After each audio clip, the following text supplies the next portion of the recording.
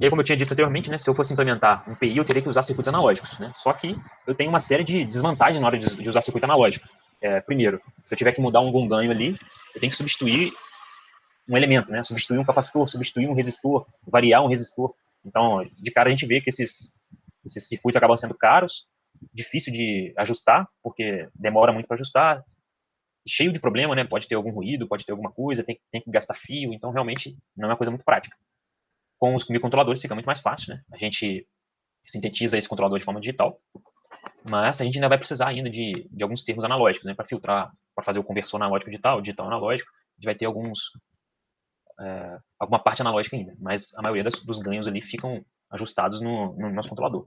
E o controlador, vocês já fizeram ele, né, no Arduino, ele tem uma inicialização, você vai inicializar algumas constantes, inicializar qual que é o ganho que você quer, inicializar tudo, e depois você vai ter um looping rodando infinitamente, né, indefinidamente, calculando ali o erro e ajustando aí a saída do controlador. Né? Vai ter um clock, né, que vai ser bastante rápido, né, vai ter uma determinada frequência, então você vai ter uma determinada frequência de amostragem, vai fazer aqueles cálculos ali naquele determinado intervalo de tempo, vai colocar uma saída, e vai fazendo isso indefinidamente. Existe uma quantidade de vantagens que a gente tem no controlador digital, tanto é que faz ele ser amplamente utilizado hoje, acredito que nem tenha mais controle analógico atualmente, né, não sei, alguns casos muitíssimo específicos. O controle digital, ele dá mais um pouquinho de trabalho, né, o analógico ele é um pouco mais fácil de fazer o projeto, né? Tanto é que a gente não vai trabalhar hoje com um projeto digital, a gente vai só fazer uma readequação do projeto analógico. O desempenho, às vezes, é parecido, né? O digital tende a ser um pouquinho melhor. Aqui já começa o digital a ganhar muito, né? Ele tem muito mais flexibilidade, a gente errar os ganhos ali, a gente consegue ajustar muito facilmente. Tem pouca sensibilidade a ruído, né? Temperatura, componente. O meu resistor ele pode variar, meu capacitor ele pode variar. No digital, eu tenho ali meus parâmetros fixos sendo calculados por um controlador. A lei de controle também do digital é bem tranquila de implementar, né? É relativamente fácil. E é fácil também incorporar funções, né? Se a gente tiver um software de supervisório, por exemplo, alguma coisa desse tipo, é muito mais fácil colocar no digital que no analógico. Então tem uma série de vantagens de a gente usar o controle digital. No controle analógico, a gente faz o projeto clássico que a gente abordou, a gente fez uma revisão, né? Vai ter o lugar nas raízes, o método na frequência, tem também o método de espaço de estados analógico também que a gente pode implementar, né? E no digital, a gente tem basicamente aí, né, duas classificações de controle. Tem o controle em tempo contínuo, a gente vai fazer o controle no tempo contínuo e fazer um redesign, a gente vai readequar aquele controlador contínuo para o discreto, é esse que a gente vai fazer.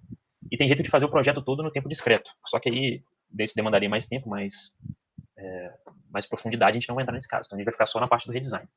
E as etapas desse redesign é basicamente modelar a planta que a gente viu, vai definir as especificações de controle, tempo de subida, tempo de assentamento, a gente vai definir o tipo de controlador, se for um PI, um PID, esse tipo de coisa, vai fazer os projetos dos ganhos desse controlador no lugar das raízes, ou no diagrama de Bode, ou qualquer outra técnica de controlador, e a gente vai projetar o circuito para implementar o controle. Isso seria no controle analógico, né? No controle. Então, vou falar um pouquinho aqui do controle analógico, né? O controle de uma máquina CC. A gente vai ter a parte do controle, a parte da planta e a parte terminal de aquisição. Isso aqui vai ser a função de transferência do controlador, a função da planta e a função aqui da aquisição. Tudo no tempo contínuo. Vamos supor que a gente modelar a máquina lá, né? A gente vai ter a equação da máquina, simplificada aqui, de forma simplificada. Depois a gente determina as especificações de controle. Aí no controle analógico eu determino as especificações de controle, né? O erro nulo, o máximo de sobressinal, tempo de acomodação, esse tipo de coisa. Defino o meu controlador, que no caso aqui pode ser um PI, por exemplo. Projeto os ganhos nesse controlador, né? Utilizando no lugar das raízes, o diagrama de Bode. Nos vídeos anteriores a gente fez uma revisão. Lembrando que aqui tem a performance no diagrama de Bode, né? Depois faço o projeto do circuito analógico baseado no controlador que a gente fez. Aí vou lá, seleciono meus resistores, meus amplificadores operacionais e tal. Então essa já no controle digital, a gente vai trabalhar com redesign, a gente vai modelar a planta, mas além da planta a gente vai modelar a parte digital analógica, porque essa parte digital analógica ela insere algumas características, né, que se a gente não considerar, a gente vai ter uma perda na capacidade do nosso controle. Depois a gente define as especificações do controle, o tipo de controlador analógico que a gente vai utilizar, até aqui é bem parecido, o projeto dos ganhos do controlador analógico. Depois a gente discretiza o controlador, né? Para discretizar o controlador, aqui também a gente vai, para quem fez controle digital vai ficar um pouco mais simples aqui, mas a gente vai utilizar algumas técnicas, não vou me aprofundar muito, mas a gente vai aprender a fazer. Depois a gente define o hardware e o software que a gente vai trabalhar. A gente começa aqui com a planta na parte contínua, né? Só que quando a gente acaba usando um controlador, né, a gente acaba discretizando a nossa planta. A gente vai ter aqui, por exemplo, a parte de controle. Então, nessa parte de controle, a gente vai dar um sinal de controle, a gente vai converter esse sinal de controle de um sistema digital para o analógico. Esse sistema aqui que a gente vai modelar, né, o controle, a parte digital analógica. E aqui, daqui para cá, né, a gente vai ter o mundo contínuo, né? O mundo de verdade, o mundo que é analógico. Depois a gente vai ter aqui algum sistema de aquisição, né? Da nossa, por exemplo, isso aqui foi uma máquina CC, da nossa velocidade, da nossa posição. Vai converter essa posição de analógico para digital. Então a gente passa do sistema contínuo para o discreto, e aqui a gente continua com o nosso controle. Esses dois, vou colocar bloquinhos aqui, né? O digital para o analógico e o analógico para o digital, a gente vai ter que modelar a dinâmica deles, para a gente poder incluir essa dinâmica na nossa modelagem, para que a gente tenha uma performance parecida entre o controle analógico e o controle digital. O primeiro bloco que a gente vai dar uma olhada nele é o analógico digital. Então eu tenho um sistema analógico, um sinal analógico contínuo, e vou discretizar esse sinal. E aí quando eu discretizo, eu acabo espelhando meu espectro, né? Meu sinal teria um espectro parecido com esse aqui, né? Meu sinal de entrada, meu sinal FT, transformada de Fourier do meu sinal teria um espectro desse, parecido com esse. E aí quando eu discretizo esse sinal, eu acabo fazendo um monte de espectrozinhos parecidos, né? Dependendo da minha frequência de amostragem. E eu estou interessado só nesse sinal aqui centrado na origem, né, mais próximo da origem. Os outros são apenas espectros parecidos. Eu não sei se eu coloquei mais slide, né, não. Qual que é a ideia aqui? A ideia é aquela frequência de Nyquist, né? Se eu escolher uma frequência que não seja adequada para amostrar meu sinal, eu acabo perdendo informação, né, eu acabo não amostrando meu sinal adequadamente, e eu acabo tendo interação entre bandas de frequências diferentes, né, acabo tendo o efeito de aliasing. O importante é que, obedecendo a frequência de Nyquist, né, que é se eu tenho um sinal de 60 Hz, por exemplo, então eu tenho que amostrar ele no mínimo metade da frequência do meu sinal, né? No mínimo, com o dobro da frequência do meu sinal, porque senão eu não consigo pegar esse sinal adequadamente, né? Então tem que colocar pelo menos ali no mínimo 120 Hz de amostragem, para pelo menos pegar os picos, né, do meu sinal. E aí, quanto maior essa frequência que eu estou mostrando, melhor vai ser a amostragem do meu sinal. Só que se a gente utilizar a frequência de Nyquist na prática, ainda vai ter muito ruído, eu não vou conseguir trabalhar adequadamente. Então, um efeito prático ali da frequência de amostragem, utilizar em torno de 10 vezes a frequência base do meu sistema. Então, se eu tenho um sistema em 60 Hz, se eu tenho um sistema que trabalha aqui em torno de 60 Hz, eu tenho que trabalhar aqui em torno aqui de amostragem no mínimo 600. Né? Se eu puder mais, ok. Mas se eu não puder mais, dependendo do meu sistema, é uma frequência ok, uma boa relação custo-benefício. Se eu utilizar menos que 10, eu vou ter interação com ruído de amostragem, vou ter aliasing, vou ter vários problemas na amostragem. Mas vocês têm sensibilidade disso, com certeza. Se eu utilizar uma frequência muito maior, eu posso estar sobrecarregando meu controlador. Ele vai estar fazendo muita conta ali, né? Eu posso estar gastando mais dinheiro colocando um controlador que às vezes não seria necessário. Então, uma boa relação custo-benefício é 10. Se eu puder mais, se eu tiver mais capacidade, ok. Mas a gente começa aqui uma frequência interessante de 10 vezes.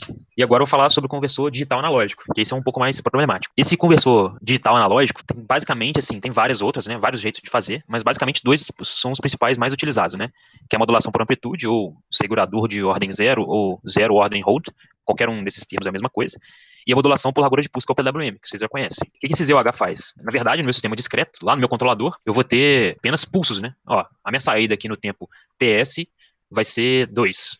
A minha saída no tempo 2. TS vai ser 4, vamos supor, né? E a minha saída no outro tempo vai ser 1. No 3TS vai ser 1. O que esse segurador de ordem zero faz? Ele mantém essa minha saída ao longo do tempo. Ele segura essa minha saída até chegar nesse ponto. Chegou nesse ponto aqui, ele segura o 4 até chegar no 1. Chegou no 1, ele segura até chegar no próximo valor. De forma que, quando eu olho a minha saída, ela vai ter uma característica quadradinha assim. Só que isso aqui, ele gera um atraso, né? Se você for olhar, ele gera um atraso. O meu sinal de verdade, ele seria mais ou menos isso aqui, né? Alguma coisa nesse valor roxo aqui, né? Ou seja, se eu for olhar, eu tenho um atraso aqui, ó, né? Eu vou gerando um atraso no meu sinal. E a nossa ideia aqui é modelar esse atraso para que esse atraso não atrapalhe na modelagem do nosso controle, né? O PWM, ele é um pouco diferente, né? O nosso ZOH aqui, ele tem valores, né? Ele tem valores 0,25, nesse caso aqui, né? Valores, eles vão ser, na prática, eu vou ter resolução, né? Eu não posso colocar na minha saída um valor, por exemplo, 0,00001, né? Eu vou ter aqui alguma resolução, né? A minha resolução, vamos supor que seja 0,1. Eu posso ter múltiplos desses caras, né? Mas aqui, para nossa simplicidade aqui, eu posso considerar que eu tenho uma determinada resolução quase analógica aqui. Então, meu ZOH eu consigo segurar valores, né? 0,25, 0,5, 0,75. E eu posso fazer esses quadradinhos aqui com o meu ZOH. Com PWM, eu já considero que eu só tenho dois valores. Ou eu tenho o valor 0, ou eu tenho o valor 1. E aí, dependendo da largura de pulso que eu tiver, eu coloco um filtro na minha saída aqui e eu vou ter um valor médio, né? Então, se o meu T1 é muito grande, eu vou acabar aumentando o valor médio. Então, meu valor médio aqui desse T1, por exemplo, ele é, né, mais ou menos nessa faixa, né? Meu valor médio aqui. Já que esse T1, que é um pouco maior, meu valor médio está aqui. Então, eu estou sintetizando, né, da mesma forma que o ZOH, eu estou sintetizando aqui um valor médio. Só que o PWM eu só consigo ter valores de 0 e de 1. No ZOH eu consigo ter valores, a princípio aqui, indefinidos. Eu consigo colocar qualquer valor. E aí, como eu disse, né, como eu estou trabalhando num sistema amostrado, eu vou acabar colocando um atraso no meu sistema. Eu estou segurando ele em ordem zero, então eu coloco um atraso no meu sistema. A gente vai aprender a modelar esse atraso. E como é que a gente faz isso, né? Se eu tenho uma determinada função no tempo, que é o ZOH, né? No caso, o ZOH eu estou segurando durante uma amostragem de TS, um determinado valor. A resposta ao impulso desse ZOH, né? Se eu desse um impulso aqui, ele seguraria meu impulso durante TS segundos. Depois, no restante, seria zero. Se eu calcular a transformada de Laplace desse impulso aqui, eu tenho a função de transferência que representa o impulso, né? Aqui é o valor unitário. Então, se eu calcular a resposta ao impulso do ZOH, eu vou chegar nessa função de transferência aqui. Essa função de transferência, vocês vão ver, percebem que ela tem um atraso de transporte, né? Atraso de transporte que a gente chama. Aqui é menos TS. É menos TS aqui. Então ela tem um atraso de transporte. Se eu plotar o diagrama de Bode desse sistema, né? Eu escolhi aqui uma frequência de amostragem de 0.1, né? Então substituir aqui em TS 0.1. Eu percebo aqui que meu sistema ele começa, primeiro ele tem um ganho unitário, né? Como se eu, para uma frequência muito baixa, eu tenho praticamente ali um ganho unitário. E para frequência, de acordo com eu vou aumentando minha frequência, essa função de transferência do ZOH, ela vai me dando cada vez mais atrasos, né? Que é basicamente isso que eu estou querendo no meu sistema. Ver qual que é o atraso do meu sistema para eu poder compensar adequadamente com o meu controlador. Aproximar esse atraso de transporte por um padê de ordem 1 e substituir na expressão do ZOH. A gente vai ver que esse ZOH, na verdade, é uma função, pode ser aproximado, né? Em primeira ordem, uma função de transferência simples, né? Vai ser 2 sobre STS mais 2. Então aqui, para 10 radianos por segundo, eu tenho uma aproximação até interessante aqui para o padê. Depois eu teria que usar mais ordens aqui, né, para melhorar a aproximação. Mas para determinadas frequências é uma aproximação até interessante. Então aqui a gente vai voltar na nossa planta, né? Já que a gente modelou aqui, ó, escolhi uma determinada frequência de amostragem, aproximei meu termo digital para analógico, que é o termo ZOH, e agora eu vou projetar meu controlador no plano S, normalmente, igual eu venho fazendo, só que agora eu vou ter a minha planta, agora que eu vou controlar, vai ser a planta GS, né? A planta G, mais essa dinâmica do ZOH. E eu vou ter um modelo aqui no sistema contínuo. Então aqui eu vou aproximar meu ZOH como um padê de primeira ordem, a planta que eu vou controlar, a função de malha aberta aqui, né? Vai ser as três juntas, e eu setei aqui, por exemplo, um controlador PI. Vou projetar meu PI da forma que eu estou acostumado a projetar, né? Eu vou colocar no lugar das raízes ou utilizando o diagrama de Bode. E aí agora eu vou ter que discretizar o meu controlador. Aí aqui também vai ter que usar um pouquinho de controle digital. Eu vou escolher um método de integração, de discretização, né? E cada método de discretização é uma aproximação de uma derivada, né? Se eu estou aproximando, né? Então tem vários jeitos de eu aproximar uma derivada. Eu vou escolher o que mais se adequa, ou mais fácil, ou mais simples, ou mais interessante ali para o meu controle. Vou discretizar esse cara. Então tem algumas regras aqui de discretização que a gente pode utilizar. Cada uma delas vai ser interessante para uma determinada característica, né?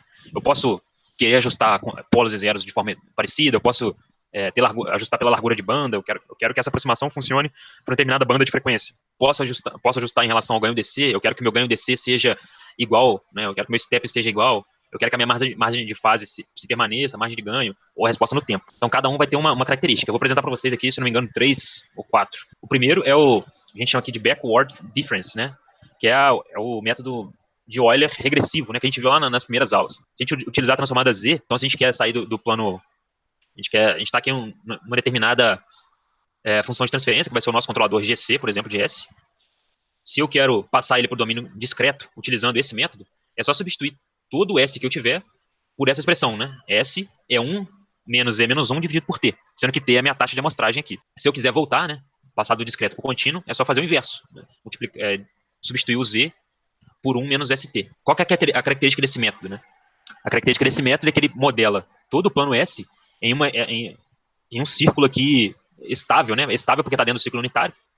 Ele modela tudo que é estável aqui vai ser estável aqui também no backward difference. Então essa é uma característica boa do nosso método de integração. Então aqui está resumindo, né? Se eu quero uma função discreta, eu pego a minha função em S e substituo S por 1 menos E menos 1 sobre T. Então basicamente isso que eu vou fazer. As características dele, ele é fácil de aplicar, né? A gente só substitui variável, então é muito simples. Se o controlador é estável, o nosso controlador discreto também vai ser estável, mas ele tem a característica de não preservar a resposta ao impulso, nem a resposta em frequência. Uma outra forma de fazer é o forward difference, que aí ele modela todo o meu semiplano esquerdo. Ele modela basicamente aqui em todo o círculo complexo, né? Então, a desvantagem disso aqui é que esse polo, por exemplo, que é um polo estável aqui, ele seria um polo instável aqui. E aí, para eu implementar esse forward difference, é só eu pegar a minha planta contínua, né? Substituir tudo que é S por Z menos 1 sobre T. Se eu for fazer essas contas aqui na mão mesmo, eu vou chegar na minha função discretizada. E essa função discretizada é fácil de aplicar, é só substituir as variáveis. O problema é que ele tende a gerar instabilidade, já que eu tenho polos que não são estáveis sendo modelados como instáveis, e também não preserva a resposta ao impulso nem a resposta à frequência. Um outro que é bastante utilizado também é o método bilinear, ou de Turing. Para a gente utilizar isso, a gente pode aplicar a transformada Z lá naquelas aulas iniciais que a gente viu, né, do método trapezoidal, que é a mesma coisa. A gente aplicar a transformada Z naquele método trapezoidal, a gente vai chegar nessa expressão. Para a gente achar o Z, então, é só pegar a nossa função contínua, substituir tudo que é S por 2 sobre T, Z menos 1, Z mais 1, e que a gente vai achar a nossa função de transferência discretizada. Uma coisa interessante, né, que todo semiplano esquerdo é mapeado dentro do círculo de raio unitário aqui discreto, do plano Z. Então, tudo que é estável no contínuo vai ser estável também no discreto. Então, essa é uma característica boa desse sistema. É fácil de aplicar também, que é só substituir as variáveis e não preserva a resposta ao impulso nem a resposta à frequência também. Existe um outro método de discretização, que é o método de utilizando o ZOH, que é o Zero Order Root. Ele é invariante ao degrau, então a resposta ao degrau da minha função de transferência contínua vai ser a mesma resposta ao degrau da discreta. E tem um código no MATLAB que também resolve isso pra gente, né? Ele faz isso pra gente. É o comando C2D, né? C2D. Aí eu coloco minha função de transferência, coloco aqui minha função de transferência, a minha taxa de amostragem e o método que eu tenho, né? Na verdade, são vários métodos que esse C2D faz, né?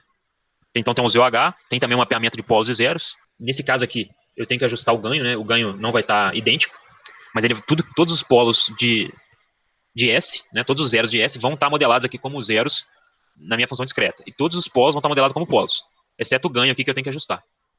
No MATLAB, quem faz isso aqui é essa função, né? A função matched. A gente vinha aqui em help C2D. Tem outros métodos de integração, né, que a gente pode utilizar. Tem o ZOH, tem o FOH, um impulso, que ele preserva o impulso. Tem o Turing, que é o bilinear, né, que a gente viu. Tem o matched, tem o less squares, né, tem alguns outros aqui. E se a gente tiver algum outro método e quiser implementar também, é só utilizar a biblioteca de simbólica do MATLAB que a gente consegue fazer. Então, depois que a gente discretizou o nosso controlador, a gente vai obter a equação das diferenças. Então, a gente vai pegar essa equação discretizada, né, que eu estou supondo aqui uma determinada equação. Eu vou obter a equação das diferenças desse controlador.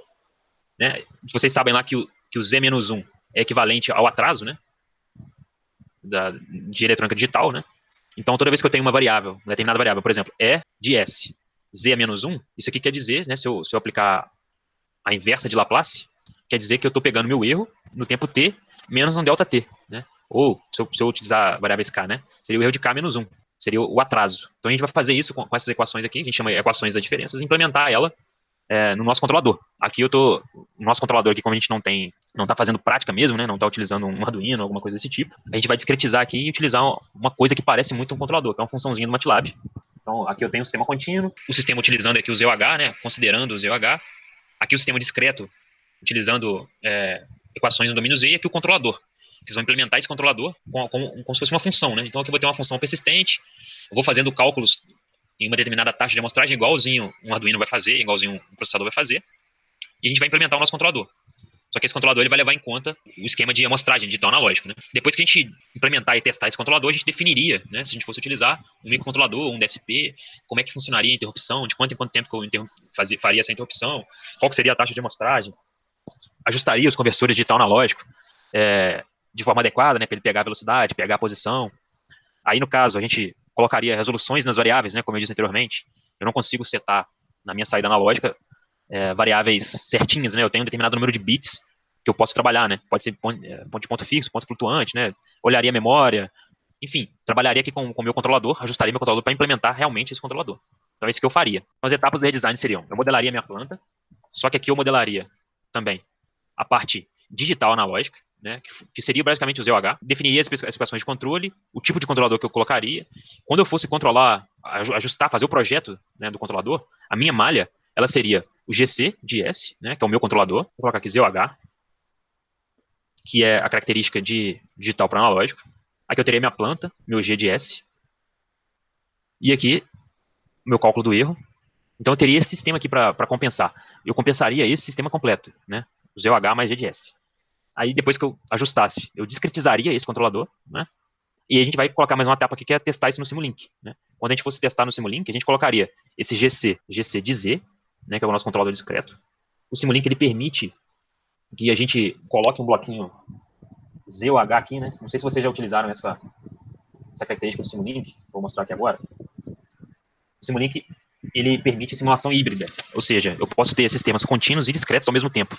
E para a gente ver aqui em cores como é que tá, né? Não sei se eu já falei isso. Então tá, então a gente vai repassar isso aqui novamente, né? Então o Simulink permite simulação híbrida. Então a gente vai ter aqui um sistema que é contínuo, que está em preto, né? Essa parte preta aqui. E essa parte aqui toda em vermelho vai estar no discreto, em uma determinada amostragem. E esse ZOH que faz ali a interface. Então, na hora de simular, vocês percebam que o ZOH, né? Eu tenho um sistema contínuo, na verdade, ele não tem o ZOH, né? Quando eu discretizo a parte dele, eu simulo esse ZOH. E na hora de testar aqui o controle, eu não coloco o bloquinho ZOH, não. O bloquinho de ZOH vai ser o próprio ZOH de verdade implementado, né?